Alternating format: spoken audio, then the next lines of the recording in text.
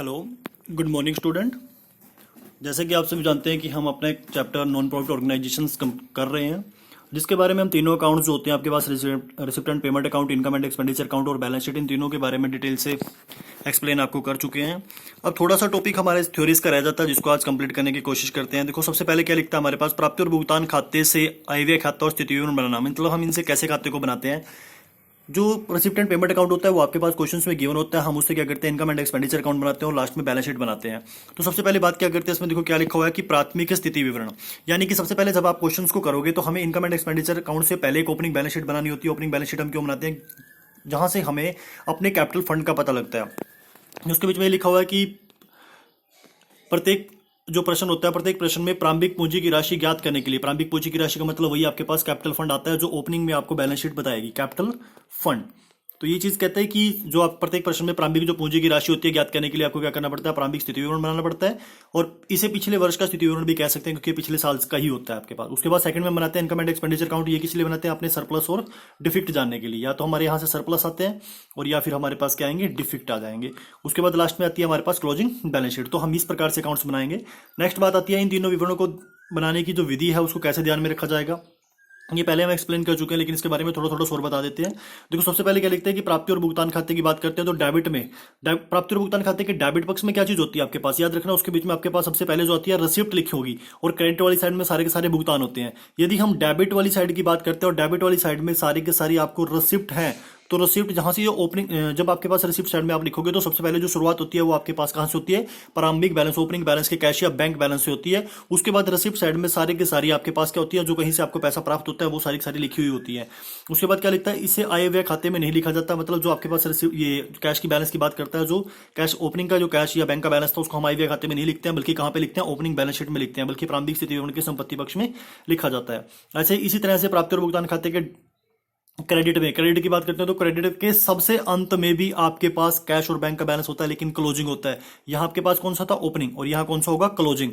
तो इसको भी हम आय व्यय खाते में नहीं लिखते हैं। उसको कहां लिखेंगे, जब हम क्लोजिंग बैलेंस शीट बनाएंगे, स्थिति विवरण के संपत्ति पक्ष में ही लिखेंगे, एसेट साइड में ही लिखते हैं उसको भी। उसके बाद हमारे पास बात आ जाती है प्राप्ति और भुगतान खाते के डेबिट पक्ष की मदों का अध्ययन करना। देखो, हम अपने क्या बात की है कि प्राप्ति और भुगतान जो खाता आपके पास, उसके दो चीजों के बारे में हम पढ़ चुके हैं, डेबिट और क्रेडिट। जैसे आपके पास चल रहा है कि जो उसकी शुरुआत होती है वो डेबिट में कैश या बैंक के बैलेंस से होती है। कैश और बैंक का बैलेंस ये जो आपके पास डेबिट में लिखा होता है, और ऐसे ही सबसे जो क्रेडिट वाली साइड होती है हमारे पास, क्रेडिट में भी सबसे लास्ट में कैश या बैंक का बैलेंस लिखा होगा।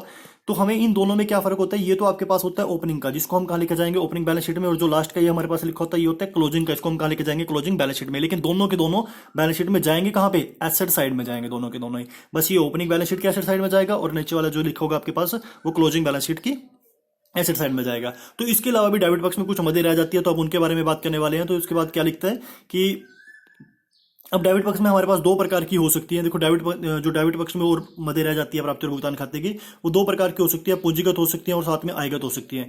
यदि हम पूंजीगत प्राप्तियों की बात करते हैं तो देखो, पूंजीगत प्राप्तियां वे प्राप्ति होती है हमें जो संस्था को रेगुलर प्राप्त नहीं होती, नियमित रूप से प्राप्त नहीं होती है, कभी कभी प्राप्त होती है। इन सारी की सारी जो पूंजीगत प्राप्ति आपको हो जाती है, तो ये हम सारी की सारी कहां पे लिखते हैं, अपनी बैलेंस शीट की एसेट साइड में इसको डिनोट करके दिखाएंगे, क्योंकि ये हमें कभी कभार ही मिल रही होती है। उसके बाद बात करते हैं थ्योरीज पे, पॉइंट ऑफ व्यू से नहीं है इसके बीच में, कोई बात नहीं, चलो यहीं से बता देते हैं। सेकंड इज हमारे पास जो आता है वो आती है आयगत प्राप्तियां। आयगत जितनी भी प्राप्ति होती है, तो आयगत प्राप्ति वे प्राप्ति होती है जो हमारे बिजनेस को सर्कुलेट करने के लिए, हमें दैनिक कार्यों के लिए प्राप्त होती है।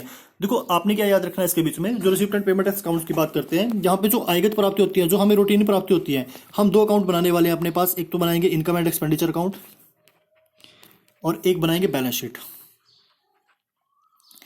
तो बैलेंस शीट की एक साइड आपके पास लायबिलिटीज और एक हो जाती है एसेट्स।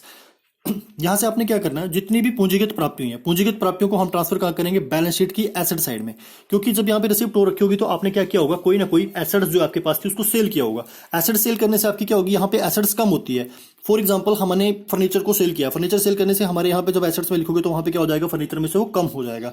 ऐसी जो आयगत प्राप्ति होती है, आयगत प्राप्ति होती है, जैसे आपके पास सब्सक्रिप्शन मिली है, डोनेशन मिली है, कुछ भी मिला है, तो ये हमारी क्या कहलाएगी, इनकम कहलाएगी। ये थोड़ा सा गलत हो चुका है, ये इसको क्या करना था हमने, एक्सपेंडिचर डेबिट में आते हैं और इनकम क्रेडिट्स में आती है। तो इनकम जब क्रेडिट में आएगी तो जो आपके पास आयगत प्राप्ति होगी, हम आयगत प्राप्ति को कहां ट्रांसफर करेंगे, इनकम वाली साइड में ट्रांसफर करेंगे, और इनकम एंड एक्सपेंडिचर के खाते में आएगी। तो आप लोगों को इतनी सी बात याद रखनी है कि जो हमारे पास पूंजीगत प्राप्तियां होगी, हम इसको कहां लेके जाएंगे, बैलेंस शीट की एसेट साइड में, और जो हमारे पास आयगत प्राप्ति होती है इसको हम कहाँ लेके जाएंगे, इनकम एंड एक्सपेंडिचर अकाउंट की इनकम साइड में। फिलहाल के लिए इतना सा आपको याद रखना है। और नेक्स्ट जो हमारा इसके बीच में टॉपिक आता है,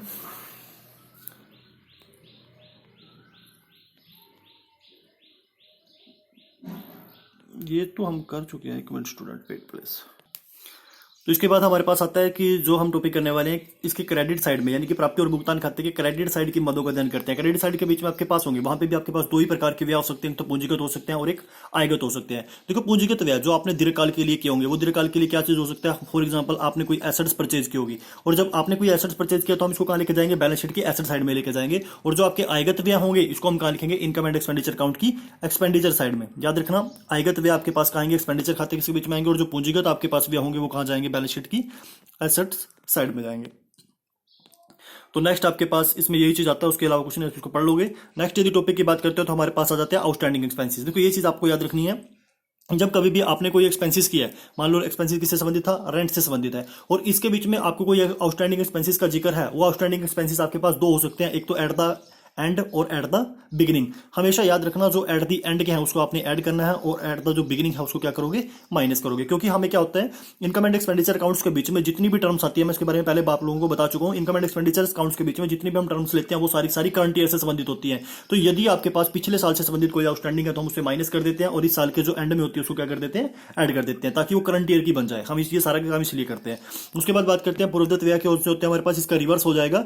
यदि देखो आपने कोई एक्सपेंसिस चार्जेस किया, जैसे हमने प्रीपेड एक्सपेंसिस था, हमारे पास कोई चार्ज किया इस साल के लिए, इंश्योरेंस था मान लो चार्जेस, तो इसके बीच में कोई प्रीपेड एक्सपेंसिस है, मान लो हमने पिछले साल कोई एक्स्ट्रा एक्सपेंसिस किया था जो अगले साल के लिए एडवांस दे दिया था, तो वो हमारे पास इस साल से संबंधित होगा। तो हम क्या करेंगे, जो आपके पास prepaid expenses at the beginning है, जो हमने पिछले साल किया था उसको ऐड करेंगे, क्योंकि पिछले साल यदि एडवांस में किया था तो वो इस साल से संबंधित है, करंट ईयर से संबंधित है, तो उसको क्या किया जाएगा, ऐड।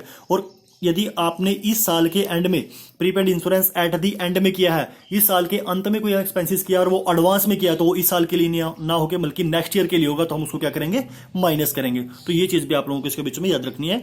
नेक्स्ट हमारे पास जो टॉपिक आ जाता है, अब हम बात करने वाले हैं आय और व्यय खाते की। आय और व्यय खाते के क्रेडिट पक्ष का जोड़ या डेबिट पक्ष से अधिक, मतलब ये बात करता है आपके पास सरप्लस और डिफेक्ट की। जब हम इनकम एंड एक्सपेंडिचर अकाउंट बनाएंगे तो इनकम एंड एक्सपेंडिचर अकाउंट जो आपके पास होता है वो होता है इनकम एंड एक्सपेंडिचर। मान लो आप अकाउंट बना रहे हो तो इसकी दो साइड आपके पास आ जाती है, एक साइड कौन सी होगी, एक्सपेंडिचर के लिए, और दूसरी साइड क्या होती है, इनकम्स। अब आप लोगों को पता है, देखो इनकम यदि ज्यादा है और एक्सपेंडिचर जो हमारे कम है, मान लो ये आपकी क्रेडिट साइड ज्यादा आ जाती है, क्रेडिट साइड ज्यादा आने का मतलब क्या होगा, आपके पास सरप्लस होगा।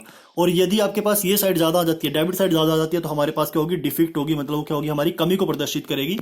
तो ये चीज लिखा है कि आय व्यय खाते के क्रेडिट पक्ष का जोड़ यदि डेबिट पक्ष से अधिक है, देखो क्रेडिट पक्ष का जोड़ अधिक है तो क्या होगा, सरप्लस होगा, तो इसको हम बोलते हैं आय का व्यय पर अधिक्य। तो यह आय का व्यय पर अधिक्य होता है, और इसी स्थिति विवरण के दायित्व पक्ष में, यानी कि बैलेंस शीट की लायबिलिटी साइड में जो कैपिटल फंड होता है वहां पे हम ऐड करके दिखाते हैं, जोड़ देते हैं। और इसके विपरीत यदि डेबिट पक्ष का जोड़ ज्यादा हो जाए, एक्सपेंडिचर ज्यादा हो जाए, किससे, आय से, तो ये बोलते हैं हम आयों का व्यय पर अधिक्य। तो इसको हम क्या बोलेंगे, व्यय का आय पर अधिक्य। और यदि व्यय का आय पर अधिक्य हो जाता है, देखो यहाँ पे लिखो व्यय का आय पर अधिक्य, जब व्यय ज्यादा है और आय कम है तो ये हमारे डिफेक्ट को प्रदर्शित करता है, कमी को प्रदर्शित करता है। और जब कमी होती है तो हम इसको क्या करते हैं, संपत्ति पक्ष के बैलेंस शीट के दायित्व पक्ष में उसको पूंजी में से घटा देते हैं, सरप्लस को ऐड करते हैं और डिफेक्ट को हम क्या करते हैं, माइनस करते हैं। नेक्स्ट हमारे पास टॉपिक आता है उपभोग होने वाले पदार्थों की लागत ज्ञात करना। उपभोग होने वाले पदार्थ आपके पास ऐसे हो सकते हैं कि आप जो बार बार इसे यूज कर रहे होते हैं, और उनके आपके पास क्या होता है, क्वेश्चंस के बीच में अंतिम स्टॉक और ओपनिंग स्टॉक, जो आपके पास दो प्रकार का स्टॉक होता है, ओपनिंग और क्लोजिंग, वो गिवन होता है। देखो क्या लिखता है, बहुत सी वस्तुएं ऐसी होती हैं जिनका प्रश्न में प्रारंभिक और अंतिम स्टॉक दिया होता है, और वर्ष के दौरान भी हम इन वस्तुओं का क्रय या विक्रय कर रहे होते हैं, मतलब क्रय के लिए भुगतान की गई राशि पर्याप्त रूप से कर रहे होते हैं। तो आप लोगों ने क्या करना है, ये कुछ एग्जांपल्स आपके पास दे रखे हैं, कौन कौन सी हो सकती है वो वस्तुओं को उपभोग करने के लिए, कंज्यूमेबल गुड्स हो सकती है, फूड स्टफ हो सकता है, मेडिसिन हो सकती है, स्टॉक मटेरियल्स हो जाता है। तो ये आपके पास सिंपल सा एक एग्जांपल रहेगा कि आपके पास जब कभी भी उपभोग होने वाले पदार्थ आ जाए तो आपको क्या करना है। देखो जितना आपने करंट ईयर में परचेज किया होगा, जैसे आपके पास क्या लिखा हुआ, परचेज ऑफ कंज्यूमेबल गुड्स, वो कुछ भी हो सकती है, आपने उसके ओपनिंग स्टॉक उसमें ऐड कर देना और क्लोजिंग स्टॉक उसमें माइनस कर देना है, लेकिन वो काम उसी के बीच में करना है जिससे संबंधित वो गुड्स का स्टॉक और आपने परचेज किया। फॉर एग्जाम्पल यदि हमारे पास स्टेशनरी है और स्टेशनरी हमने मान लो करंट ईयर में हमने स्टेशनरी 500 रुपए की परचेज की है, स्टेशनरी परचेज कितने का हो जाता है, 500 रुपए। और ऐसे ही हमारे पास स्टेशनरी का ओपनिंग स्टॉक ऑफ स्टेशनरी भी गिवन है और क्लोजिंग स्टॉक ऑफ स्टेशनरी भी गिवन है। मान लो ये 1000 है और ये हमारे पास 1200 है।